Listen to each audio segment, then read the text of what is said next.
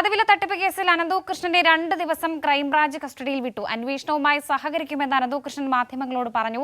അനന്തകൃഷ്ണന്റെ കടവന്ത്രയിലെ ഓഫീസിൽ മാത്രം നടത്തിയ പരിശോധനയിൽ 143.5 കോടി രൂപയുടെ തട്ടിപ്പ് കണ്ടെത്തിയതായാണ് ക്രൈംബ്രാഞ്ച് കസ്റ്റഡി അപേക്ഷയിൽ പറയുന്നത്. മൂവാറ്റുപുഴ സബ് ജയിലിൽ റിമാൻഡിലായിരുന്ന അനന്തകൃഷ്ണനെ ക്രൈംബ്രാഞ്ച് കസ്റ്റഡി അപേക്ഷ സമർപ്പിച്ചതിനെ തുടർന്നാണ് മൂവാറ്റുപുഴ 1ാം ക്ലാസ് മജിസ്ട്രേറ്റ് കോടതിയിൽ ഹാജരാക്കിയത്. ജയിലിൽ നിന്ന് ഇറങ്ങുമ്പോൾ നിശബ്ദനായിരുന്ന അനന്തകൃഷ്ണൻ കോടതിയിലെത്തിയപ്പോൾ അന്വേഷണങ്ങളുമായി സഹകരിക്കും എന്ന് പ്രതികരിച്ചു.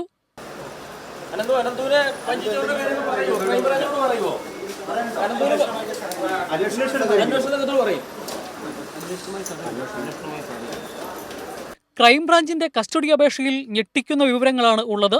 അനന്തകൃഷ്ണന്റെ കടവന്ത്രയിലെ ഓഫീസിൽ 3 ദിവസം നടത്തിയ പരിശോധനയിൽ മാത്രം 143.5 കോടി രൂപയുടെ തട്ടിപ്പ് കണ്ടെത്തി.